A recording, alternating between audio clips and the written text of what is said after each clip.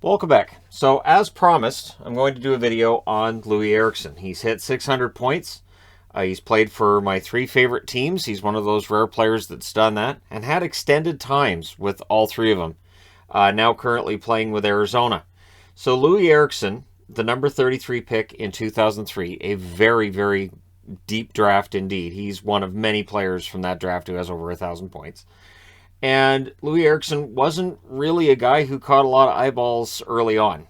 He ended up being Rookie of the Year for the Iowa Wild, or the Iowa Stars, I should say, his 2005-2006 season.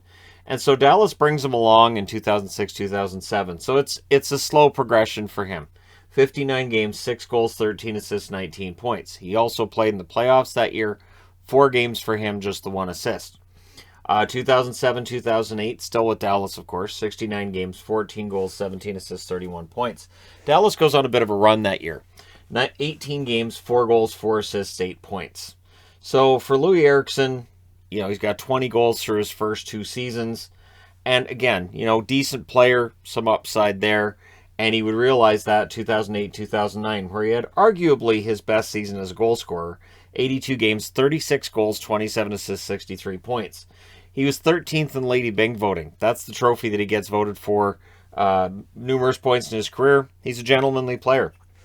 I think the toughest thing for me with Loui Eriksson throughout his time in Vancouver was he just seems like a really nice guy. It just feels like, it's a shame that things turned on him and that contract becomes what he's known for, because really nice guy and one that scored a bunch too early in his career. 2009-2010, still in Dallas. 82 games, 29 goals, 42 assists, 71 points. 2010-2011, 79 games for Dallas, 27 goals, 46 assists, 73 points. He's a finalist for the Lady Byng Trophy, ended up being 3rd. He also played in the All-Star game that year. So Dallas, while the team itself is going through a crisis in terms of not being able to make the playoffs, and wearing these jerseys didn't help. I'm just kidding. The jerseys have nothing to do with it. I was never a fan of these jerseys, and Loui had to wear them. 2011-2012, they play 82 games that year. Or he plays 82 games that year. The team did as well. 26 goals, 45 assists, 71 points. He was 4th in Lady Byng voting that year. So very, very reliable totals, right?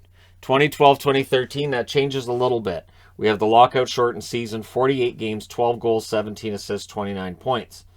So coming out of that season, which was a little bit disappointing, Dallas and Boston both looking to shake things up, they make a major trade. Dallas can't resist picking up Tyler Seguin. So Loui Eriksson's traded with Matt Fraser, Joe Morrow, and Riley Smith in exchange for Ryan Button, Rich Peverley, and Tyler Seguin.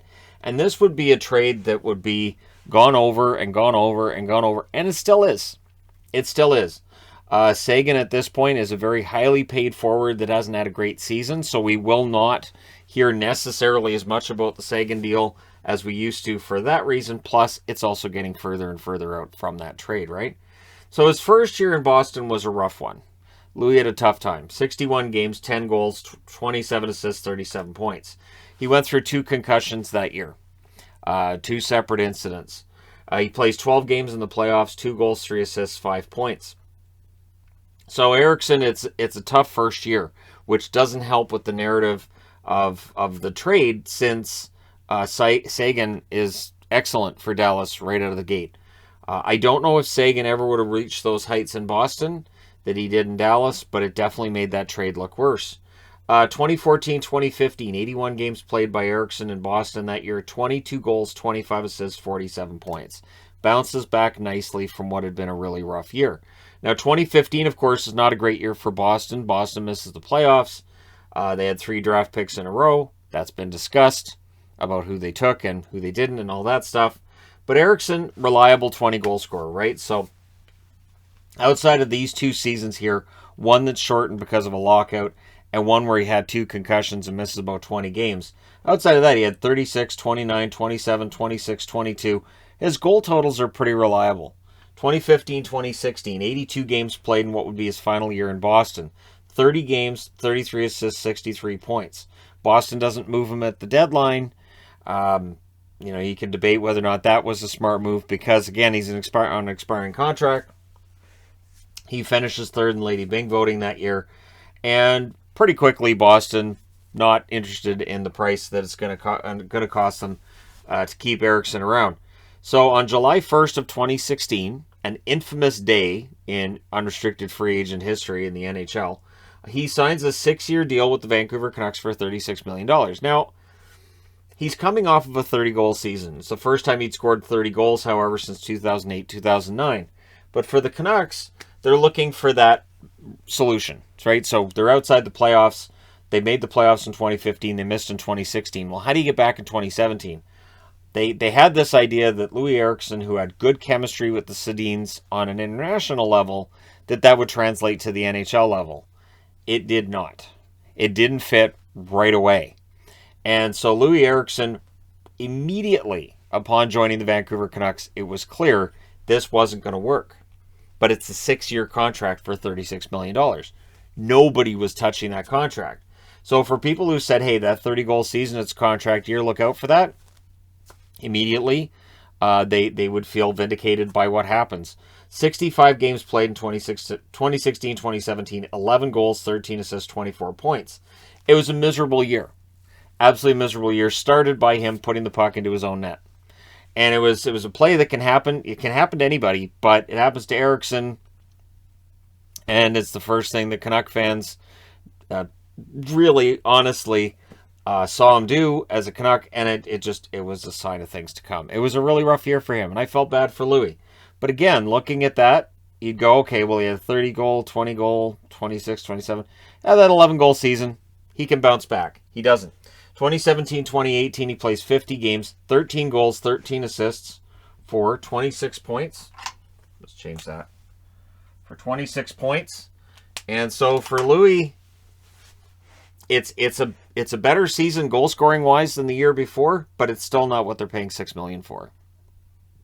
So there's rumors of a rift between the player and the team at times. We hear this throughout his time in Vancouver.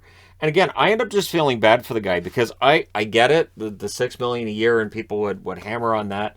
And definitely Loui Eriksson took his share of criticism. But again, he just seemed like a really nice guy. And if somebody offered me a 6-year contract for $36 million right now, I'd say, sure. I mean, I don't know what I'm going to do for that, but sure. It's guaranteed money? Yeah, all right. So I don't ever feel, like it's the player's fault for taking the money. I kind of look at the GM and say, probably shouldn't have offered them that money. So 2018-2019, almost plays every game. 81 games. 11 goals, 18 assists, 29 points. It's really not working. And there's articles all the time about Eriksson. There's articles about rifts between Eriksson and Green wanting to bench him and all this wonderful stuff. When you look at what the Canucks are doing now since Green left, you have to ask yourself, so could this have been a different story if maybe there's a different coach behind the bench? And I don't really have an answer to that. 2019-2020, he only plays 49 games. He's becoming a healthy scratch. 6 goals, 7 assists, 13 points. In the return to play in the summer of 2020, he plays 10 games in the playoffs for the Canucks. No points, but at this stage with Loui Eriksson, you're looking for him to be doing the things on the ice that may not be goal-scoring related, but maybe he can play a little bit of defense. Maybe he can do a good job in a bottom six role. It's just not working. And as Canuck fans, we know it's not working. The Canucks do seem to play better with him in the lineup for whatever reason that is. It's the Jeff Tambellini effect, as I've always seen it. Jeff Tambellini is 1 year in Vancouver. They had a good record when he was in. They didn't have a great record when he was out. It didn't make any sense. And so as much as I would see people arguing that Eriksson should be playing more, it reminded me of me saying the same thing about Tambellini a decade earlier. Or almost a decade earlier. So 2020, 2021, this is the year where I think almost any other player would have said, man, I can't do this. So he plays 7 games that year for Vancouver. 1 assist. So it is a miserable year for the Vancouver Canucks. And for Loui Eriksson, just the 7 games. So the Canucks go through the shutdown. They go through playing all kinds of games in a short period.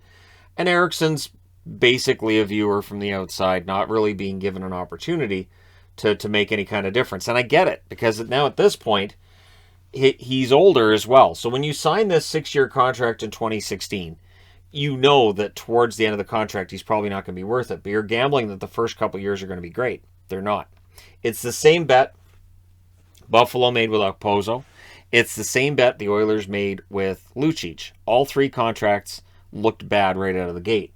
So after that 7-game season, 1 assist, Loui Eriksson, along with a couple other players, highly, highly paid. The Vancouver Canucks want a little bit of cap space for that year, and they also want to make some improvements. So Jim Benning, one of his final moves as GM, on July 23rd of 2021, so not that long ago, right? It just feels like all these seasons blend together, doesn't it? So he's traded with a 2022 second-round pick. So Vancouver's second-round pick belongs to Arizona. 2023 third-round pick. So there's a third-rounder 2 years after this deal to worry about. And a 2021 first, which becomes Dylan Guenther. Now, Guenther, in his time for Team Canada at the World Juniors, which, of course, were shortened, he did drop down in the Team Canada lineup. So if you're a Canuck fan and you're looking for a silver lining, maybe Guenther doesn't turn out. Not to say that the Canucks at number 9 necessarily would have gone with Guenther. Maybe they would have gone with somebody else. We'll never know. So in exchange, they also take Beagle and Roussel. And then the Canucks take Garland and Ekman-Larsson in return, and we'll be talking about the Ekman-Larsson contract, I think, for the extended time that Vancouver has it. And of course, Garland, a good forward, but then the question becomes that first, second, and third you gave up could come back to haunt you. Whether it's the first, whether it's Guenther, whether it's next year's second in what's considered a very deep draft. And it's one of those reasons why for the Canucks right now, and they're pegging off wins, good, because you don't want that second round draft pick to be really early next year, because that's probably going to make things worse. So he's traded to Arizona, and Loui Eriksson has been a trooper in Arizona. He has. The numbers don't show it because, honestly, at this point, Loui Eriksson is winding it down. But he's played 28 games in Arizona, 1 goal, 5 assists, 6 points. And he just seems kind of revitalized. And I know the points aren't there. The points aren't going to be there. But he does seem more like his old self before Vancouver. Those 5 years in Vancouver, you don't get those back. Sadly, you can't get those back. He was good in Boston. He was very good for most of his time in Dallas. One of my favorite players with the Dallas Stars. I really liked him in Boston. And again, it just didn't work out with Vancouver. And because it took 5 years for Vancouver to move him, we'll never know what he might have been able to do if he had been in an environment where he would have thrived rather than Vancouver, where it just never worked. He currently sits at 1,005 games as I'm recording this, 251 goals, 349 assists, and the reason for this video, 600 points. And I'm making this video because he gets to 1,000 games. He gets to 600 points. Again, despite at certain points in this, we completely would have forgiven him for saying, I'm done. I can't do this. And just giving up. Or just deciding to retire and give up that last year of his contract. There are guys who've done that. And there were points along the way where it felt like maybe that might happen with him. In his career in the playoffs, 44 games, 6 goals, 8 assists, 14 points. Interestingly enough, makes the playoffs for this one run here in Dallas, gets one run here in Boston, and a bit of a run here in Vancouver. So maybe if he stays in Arizona for next year and signs an extension, Arizona makes the playoffs, goes on a little bit of a run. Of course, there's the 4-game appearance here in 2007, but 2008, 18 games, 2014, 12 games, 2020, 10 games. So each of those teams at least got out of the first round. Maybe Arizona keeps around next year, and we'll see if that pattern continues.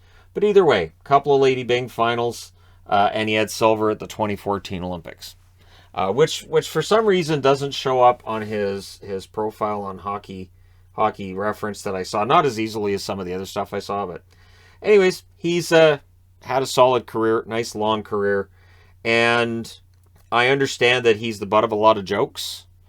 I get it. He probably knows that as well. But the reality is he's had a nice long career. He scored a bunch of goals. And he's been a pretty good player. I really think that just Vancouver was this awful fit. If he'd stayed in Boston, maybe if he'd returned to Dallas, who knows. But it is what it is, right? And again, hindsight's 2020.